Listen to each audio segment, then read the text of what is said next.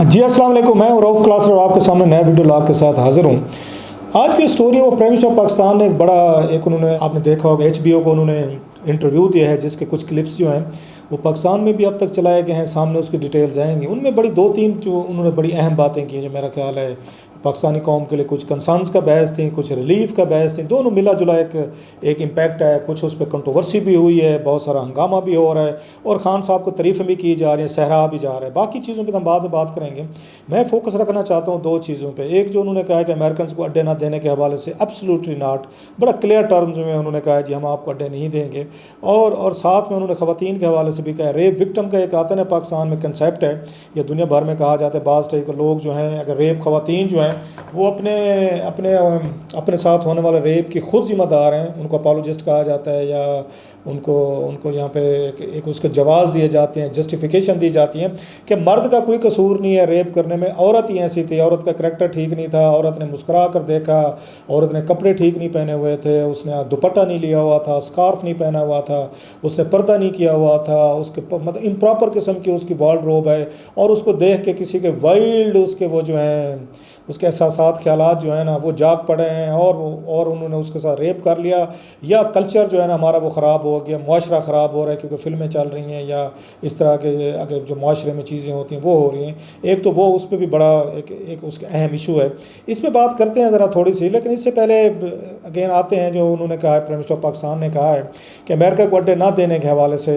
जो उन्होंने बात की। मुझे याद नहीं पड़ता कि किसी वज़ीर आज़म ने आज तक ये कहा हो कि हाँ जी हम अमेरिका को अड्डे दे रहे हैं। सिर्फ माजी में मुझे एक ही नज़र आती है मिसाल जो उसमें ओपनली थे। एक तो जना अयूब खान साहब के दौर में हमने अड्डे दिए थे अमेरिकन को, एक पेशावर में दिया था, एक हमने चिटागांग में दिया था। एक तरफ अमेरिकन जो है वो इनकी रशियंस की वो करना चाह रहे थे, स्पिनाच करना चाह रहे थे, दूसरी चिटागांग में वो चाइनीज़ अगर आपको तिब्बत के एरियाज़ जो हैं वो करना चाह रहे थे। तो अयूब खान साहब ने अपने दौर में अड्डे दिए थे। जब भी पाकिस्तान में अड्डे दिए गए हैं वो मिलिट्री ही इस्टेब्लिशमेंट के अपनी बराह रास्त डायरेक्ट हुकूमत के दौर में दिए गए हैं। उन्होंने सौदे किए, उन्होंने उसके बदले में वट एवर दे गॉट, उन्होंने चाहे अपने इक़्तिदार की उन्होंने एक्सटेंशन ली, चाहे उन्होंने पैसे लिए या एंडोर्समेंट ली, जो भी उनको चाहिए था। दो मुझे इस पर मौक़ों पे याद आ रहे हैं ज़्यादा जो हैं, बल्कि अगर आप कहें तो तीन मौके कहलाए जा सकते हैं। और इंटरेस्टिंगली तीनों के तीन जो हैं ये मिलिट्री अदवार थे। पहले जैसे मैंने कहा कि दो अड्डे जो थे उन्होंने दिए थे अमेरिकन को, जना अयूब खान के दौर में दिए गए। फिर इसके बाद CIA ने पाकिस्तान को अपना हेडक्वार्टर बनाया हुआ था जब यहाँ पे अफगान वार लड़ी जा रही थी। जनरल ज़िया साहब जो हैं वो पाकिस्तान के रूलर थे, उन्होंने सारे का सारा आपको पता है अमेरिकन CIA आती थी, ट्रेन भी करती थी। इवन इसराइल के उनके उनके डंकीज़ वगैरह हैं वो लाए गए थे यहाँ पे, ये पहाड़ों पे वो आके असला उनको अफगान वॉर लॉर्ड्स को सप्लाई करते थे। सो एक उसमें कहा जाता है, जो बहुत सारे एविडेंसेस भी अब तक सामने आए हैं किताबों में, कि इसराइली भी बहुत सारे आके यहाँ पे ट्रेन करते रहे थे, इनको वॉर लॉर्ड्स को करते रहे। उन्होंने भी यहाँ पर आके हमारे साथ मिलकर काम किया। अमेरिकन का जैसे मैंने कहा वो दौर देखा। और फिर जो आके ऑन द रिकॉर्ड जिन्होंने बात की वो जनरल मुशर्रफ थे। 9/11 के बाद आपको याद होगा तो उन्होंने अमेरिकन जब उनसे अड्डे मांगे थे, और उस वक्त जनरल महमूद जो उस वक्त के DGISI थे वो वहाँ पे अमेरिका में ही थे जब 9/11 का हुआ था। तो उसी वक्त वो सारी चीज़ें जो हैं वो मान कर रहे थे। कॉलिन पॉल जो है उनको उस foreign minister secretary of state थे, उन्होंने जो उनको लिस्ट फराम की थी वो सारी की सारी मान ली गई थी। बाद में आपको याद होगा बड़े टांट भी होते थे जनरल मुशर्रफ पे कि आप तो एक टेलीफोन कॉल पर आप ढेर हो गए थे। सो वो उसके बाद जनरल मुशर्रफ साहब ने बड़ा क्लियरली कहा था, उन्होंने भी जस्टिफिकेशन दी थी कि अमेरिकन को हम अड्डे क्यों दे रहे हैं। उनका कहना था कि जनाब अगर हम अमेरिकन को अड्डे ना देते तो इंडिया जो है वो अड्डे देने को तैयार था। और जस्ट इमेजिन करें कि इंडिया अगर अड्डे देता अमेरिकन को, और वहाँ से जहाज़ उड़ते इंडिया के उनसे वहाँ एयर बेसिस से पाकिस्तान की वो स्पेस को यूज़ करते, और करते हुए वो जाते वहाँ पे अफ़गानिस्तान पे अटैक करते, तो पाकिस्तान के लिए बड़े ख़तरात थे इसमें। ये जनरल मुशर्रफ साहब का ऑन द रिकॉर्ड उन्होंने बात कही हुई है।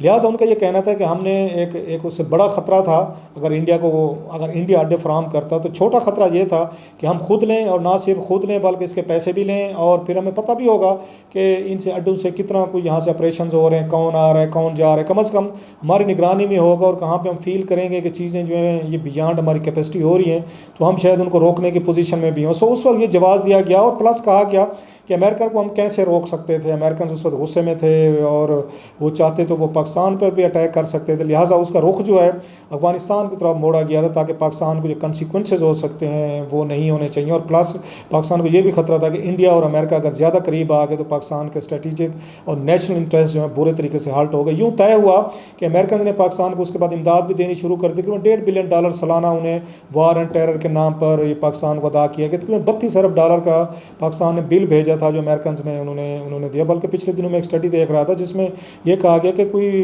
अगेन जो अगर मैंने अगर ठीक पढ़ा, मुझे याद है ठीक से, 82-83 बिलियन डॉलर्स के करीब के अमेरिकन अब तक जब तक पाकिस्तान बना है इमदाद उसको दे चुके हैं। मिलिट्री ग्रांट्स या सोशो इकनॉमिक ग्रांट्स जो है दे चुके हैं। ये लोन नहीं है, बाकी ममालिक जो हैं वो सारे लोन देते हैं, इवन चाइना जो है वो कर्जे देता है, कमर्शियल लोन्स देता है। लेकिन ये कहा जाता है एक सेक्शन ऑफ सोसाइटी जो फील करता है कि अमेरिकन ने पाकिस्तान को हमेशा ग्रांट दिए, पैसा दिया है, कैश दिया है, कर्जे नहीं दिए, मिलिट्री इक्विपमेंट्स दिए हैं, F-16 दिए हैं और बहुत सारी एक पाकिस्तान को सपोर्ट मिलती है। जितना असला पाकिस्तान का रहा है तो सारे का सारा अमेरिकन रहा है। बाद में वैराइटल हुआ कि हमने और मुल्कों से असले ख़रीदने शुरू किए या चाइना पे इन्हिसार हमारा बढ़ गया। लेकिन अभी भी बहुत सारा जो वेपन्स है वो पाकिस्तान जो है वो उन्हीं पे अमेरिकन पे एक उस पर डिपेंड करता आया है। लिहाजा ये समझा जाता है कि पाकिस्तान जो है अमेरिका से ज़्यादा दूर नहीं रह सकता है। तो सुपर पावर होने के एक वजह से उसका अपना क्लाउड है दुनिया भर में जो हमारे काम आ सकता है। प्लस इंडिया पाकिस्तान के साथ जो हमने यहाँ पे एक वो रखनी होती है कि बैलेंस ऑफ पावर रखना होता है वेपन्स का, असले का, उसमें भी हमें किसी हद तक अमेरिकन जो हैं वो हमें वो सपोर्ट देते हैं। और इंडिया के साथ कई दफ़ा जंगें होते जो बच्ची हैं उसमें भी अमेरिकन को कहा जाता है उनकी बड़ी एक रोल इंटरवेंशन होती है। सो पाकिस्तान जो है उनसे अमेरिकन से दूर नहीं रह सकता। अगरचे कुछ दिनों में कुछ अरसे में हमने देखा कि कुछ 3-4 सालों से अमेरिकन ने वो एड भी बंद कर दी थी जो $1.5 अरब की हमें मिल रही थी, जिसका ये हुआ कि उसके बाद पाकिस्तान को दुनिया भर से लोन लेने पड़ गए, कर्जे लेने पड़ गए, क्योंकि $10-12 अरब के करीब का जो एक गैप है यहाँ पे वो फिल करने के लिए आपको कर्जे चाहिए या आपको ग्रांट चाहिए। सो ये तो एक उनकी तरफ से आता है। और इसके बदले में अमेरिकन जो है definitely there are no free lunches. American से बात करें तो वो यही कहते हैं कि आपने अड्डे दिए या आपने हमारे लिए कोई सर्विसेज दी तो उसको अगेंस्ट हमने पैसे दिए, कि मुफ्त में काम नहीं किए गए।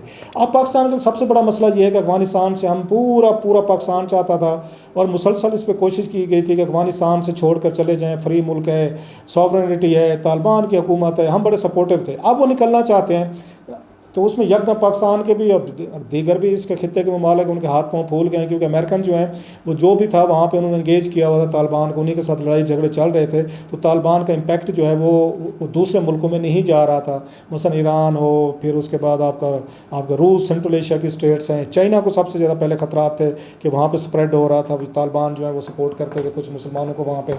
पाकिस्तान या बरह रास्त उसका विक्टम रहा है, 70,000 के करीब कैजुअल्टीज़ हुई हैं। अब सवाल यह है कि अगर हम चाहते थे कि वो अफगानिस्तान से निकलें तो फिर वो तो निकल रहे हैं। अब निकल रहे हैं तो उन्हें यहाँ पे बेसिस चाहिए अपनी प्रेजेंस रखने के लिए। हालांकि अमेरिका के पास तो एक पूरा अफगानिस्तान था, 18-20 साल उन्होंने रखा है कि पूरे खित्ते पे आंख रख सकते थे, स्पिनाज कर सकती ही होगी यकीनन उन्हें।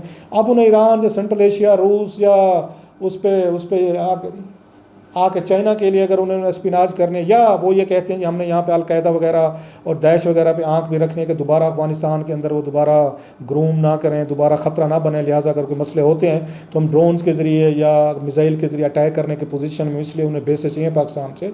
तो ये बड़ा एक सेंसिटिव जो मैटर है पाकिस्तान के लिए। अगरचे माजी में हमने देखा है विकीलीक्स के ज़रिए जो चीज़ें सामने आई थी कि पाकिस्तानी पॉलिटिशियन जो है तो डेफिनेटली इसकी इजाज़त जो है वो पाकिस्तानी सियासतदान नहीं देते होते। पाकिस्तानी कोई प्राइम मिनिस्टर ये अफोर्ड नहीं कर सकता वो ये बयान दे दे, ये जना मुशर्रफ अफोर्ड कर सकते हैं, जना ज़िया अफोर्ड कर सकते हैं, जना अयूब कर सकते हैं, कोई सियासतदान ये नहीं कर सकता। कौम उसकी तिक्के बोटी कर देगी कि जनाब ये देखें कि उसमें कोई वज़ीर आज़म ये कह दे ठीक है जहाँ हमने अमेरिकन को अड्डे दे दिए, वो नहीं करेगा। इमरान खान साहब भी ये बात ऑन द रिकॉर्ड नहीं कह सकते, गिलानी साहब भी नहीं कर सकते, नवाज शरीफ, कोई नहीं कर सकता। It's understandable. माजी में ये हुआ विकीलीक सामने हुई तो हमें ये पता चला था कि जनाब कि यहाँ पर ये बाकायदा इन्होंने ना सिर्फ हमने अड्डे दिए हुए थे जैसे मैंने कहा, प्लस हमने अमेरिकन को ये भी कहा हुआ था कि आप अटैक करते रहें, ड्रोन हमले करते रहें, हम इसकी मजम्मत करते रहेंगे, एहतजाज करते रहेंगे। यही कुछ हमने देखा। जनक कियानी आर्मी चीफ थे तो उसके बाद ये विकीलीक्स में सामने आया था कि जनक कियानी साहब और हमारे उस वक्त की इस्टेब्लिशमेंट जो है इन्होंने बाकायदा अमेरिकन को टारगेट्स दिए थे कि फ़लाँ जगहों पर आप जो है ना अटैक करें, ड्रोन हमले करें हमारे इंटरेस्ट में। सो जहाँ पाकिस्तान के अपने इंटरेस्ट थे हमने ड्रोन हमले भी अमेरिकन से इसलिए अपने करवाए। और वो जो रियासत पाकिस्तान के लड़ रहे थे और बहुत सारे पाकिस्तानियों को शहीद करने में या इनको मारने में ये मुलविस थे, उसमें हकीमुल्लाह मसूद देखें, बैतुल मसूद देखें, देखें या दीगर तालिबान लीडर जो थे उनको भी अमेरिकन ड्रोन के ज़रिए उनको मारा गया था। सो वो हमें सपोर्ट वो मिलती रही है। लेकिन अब या तो वही खेल खेला जा रहा है दोबारा कि अमेरिकन को मैसेज आता है कि जनाब के इस्टेब्लिशमेंट हमारी जो है वो बैठ के अंडरस्टैंडिंग करती है उनके साथ के अड्डे वही जैसे मैंने कहा उनके बगैर नहीं दिए जा सकते। प्राइम मिनिस्टर को कहा जाता है कि आपने अपोज करना है ताकि अमेरिकन के साथ एक अच्छी बारगेन या अच्छी डील की जा सके। गुड काप बैड काप दुनिया भर में चलता रहता है और वज़ीर आज़म के लिए एक बैड काप की एक हमेशा सिचुएशन क्रिएट की जाती है जिससे अमेरिकन ये समझने में मजबूर हो जाते हैं कि पाकिस्तान में फ़ौजी हुकूमतें ठीक हैं, जिन्ना ज़िया ठीक रहता है, जिन्ना अयूब ठीक रहता है, जिन्ना मुशर्रफ ठीक रहता है, सियासी वज़ीर आज़म जो आते हैं वो तो यहाँ पे आके बड़े सारे मसले पैदा कर देते हैं और हमें उनके साथ डील करने में मुश्किलात होती हैं। वो पैसे भी नहीं लेते, अड्डे भी नहीं लेते और अपनी आवाम की या पब्लिक की वो जो है उनको पेश करते हैं। सो देखना ये है कि उसी तरह का फिर दोबारा कोई खेल खेला जा रहा है कि जैसे हमने विकी लीक्स में देखा और हमें इंतज़ार करना पड़ेगा कि कुछ अर्से बाद कुछ नई लीक्स आएंगी तो पता ये चलेगा। फिर हम कह रहे थे अंदर खाते मीटिंग्स में कि ठीक है जी आप यहाँ पे हमारे बेसिस भी यूज़ करें, अफगानिस्तान के अंदर जो अटैक्स की ज़रूरत पेश है वो भी करें, और लेकिन हम ऑन रिकॉर्ड आपको हम ये कहते रहेंगे कि हमने आपको कोई अड्डे नहीं दिए, इस तरह की चीज़ें ये अगेन जैसे मैंने कहा सूट करते। सो ये नवाज शरीफ सॉरी इमरान खान जो हैं वो उनकी आंख में बुरे बने गए। ऐसे भुट्टो साहब बने थे, आपको याद होगा उन्होंने जब न्यूक्लियर प्रोग्राम पे कंप्रोमाइज़ से इनकार किया था। ऐसे नवाज शरीफ साहब बने थे जब उन्होंने, आपको याद होगा कि उन्होंने अटामिक ये जो हमारे अगेन जो हमने बम ब्लास्ट किए थे न्यूक्लियर ब्लास्ट, उस पर उन्होंने बिल क्लिंटन उनकी नहीं मानी थी, उनकी भी हुकूमत ख़त्म हो गई थी। भुट्टो साहब की भी हुकूमत भी ख़त्म हो गई थी, उनको फांसी लग गए थे। अब इमरान खान साहब भी वही रूट ले रहे हैं कि वो इनकार कर रहे हैं कि हम नहीं देखते हैं इनके साथ अमेरिकन का रवैया इस बारे में क्या रहता है, या अब दुनिया बदल गई है कि मुख्तलिफ चीज़ें होनी चाहिए।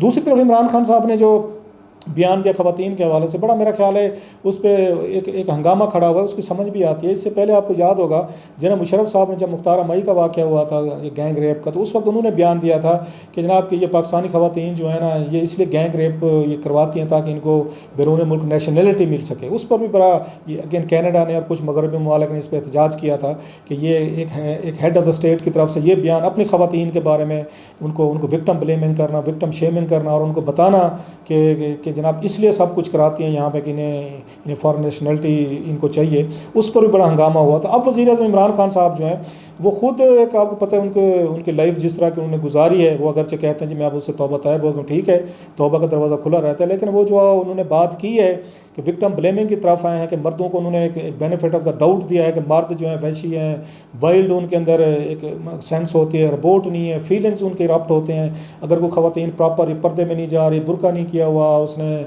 अपना मुंह नहीं ढांपा हुआ, अपने दीगर अज़ा नहीं उसने ढांपे हुए, अकेली जा रही है, तो फिर मर्द जो अपने ऊपर काबू नहीं पा सकता क्योंकि रोबोट नहीं। अब ये वो जस्टिफिकेशन है जो हेड ऑफ़ द स्टेट नहीं देते होते। इंसान के अंदर जबिलतें हैं, कुरान पाक में भी उनका बड़ा जिक्र किया गया जबिलतों का कि कैसे कैसे इंसान, और ये लिख दिया गया कि इंसान कौन कौन से गुनाह कर सकता है, लेकिन साथ में सज़ाओं का तयन भी कर दिया गया है। वहाँ पे वो जस्टिफिकेशन नहीं दी गई कि जनाब कि क्योंकि इंसान के अंदर ये इस तरह की वशैन है, जबिलते हैं, लिहाजा जबिलत के ज़ेर असर वो कुछ भी कर ले उसको अलाउ किया जाता है, उसको सज़ा नहीं देगी, ऐसे नहीं होता।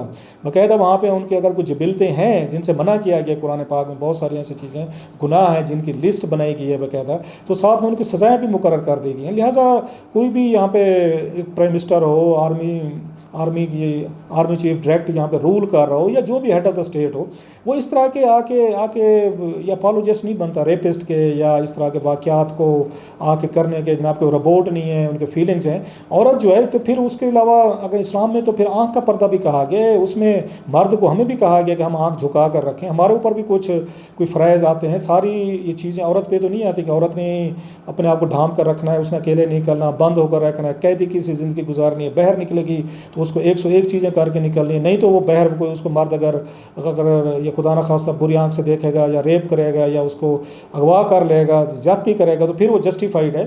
तो ये चीज़ें मेरा ख्याल है एक हेड ऑफ़ द स्टेट जो है वो बेहतर ये गुफ्तगू करता है, वो बेहतर वो सलूशन पेश करता है, बेहतर इंटेलेक्चुअली फ़िलासफ़िकल उस पर डिस्कशन करता है। ये कम से कम ये मेरा ख्याल है। एक दो फिर वो जनाब मुशर्रफ याद आ रहे हैं कि अब इस तरह के जवाब जो है माजी में कोई प्राइम मिनिस्टर इस तरह नहीं देता रहा जो इमरान खान साहब ने दिए, और एक उन्होंने इस्लामिक पॉइंट ऑफ व्यू से जिस तरह उन्होंने बताने की कोशिश की है कि मर्द जो हैं वो कैसे किसी औरत की खूबसूरती को देख, लेकिन ये मर्द जब बाहर जाते हैं, ये पाकिस्तानी जो है बाहर तो नहीं करते, इन्हें पता है कि बाहर वहाँ पे कितने सख्त लाज है, वाक़यात वहाँ भी होते हैं, बैरून मुल्कों में भी होते हैं, लेकिन वहाँ वहाँ पे ज़ीरो टॉलरेंस है, सज़ाएँ दी जाती हैं और ये एक सज़ा का खौफ होता है जो माशरे में लोगों को जराइम करने से रोकता है, ना कि जस्टिफिकेशन देने से कि रिपोर्ट नहीं है तो कोई फीलिंग्स हैं, तो औरत का ही कसूर है कि रात को अकेली बाहर क्यों निकली है, किसी के साथ क्यों नहीं थी, उसने कपड़े भड़कीले क्यों पहने हुए थे, उसने मेकअप क्यों पहना हुआ उसने किया हुआ था, या उसने दुपट्टा नहीं लिया हुआ था, या स्कार्फ नहीं था, या मुंह नहीं ढांपा हुआ था।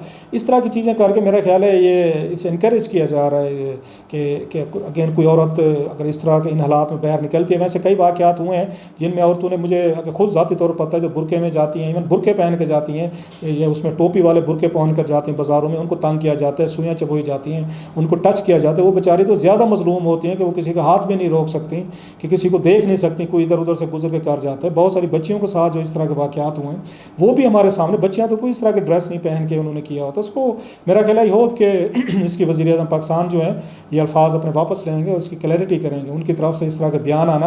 और बहुत बड़ी तादाद में मिडिल क्लास, पढ़ी लिखी, बाशऊर एक क्लास और तबके ने, एक अर्बन एलीट ने, ख़वातीन शामिल थी जो पर्दा भी नहीं करती, बुरका भी नहीं करती और एक प्रोग्रेसिव थाट्स की मालिक हैं, वो मेरा ख्याल इमरान खान साहब के इन ख्यालात और व्यूज़ से वो बड़ी हद तक मायूस हुई होंगी। और आई होप कि इमरान खान साहब इसकी क्लैरिफिकेशन भी देंगे और इस तरह का बयान जो है ना इसको वापस लिया जाएगा और ख़वातीन को सपोर्ट भी देंगे और इस तरह के मर्दों की एक्टिविटीज़ के खिलाफ लाज भी लाए जाएंगे, उनको सजाएं दी जाएंगी। कि हेड ऑफ़ द स्टेट के मुंह से इस तरह की जस्टिफिकेशन के रिपोर्ट नहीं है, मेरा ख्याल है ये कोई अच्छा जेस्चर नहीं था, कोई मुनासिब बात नहीं की गई।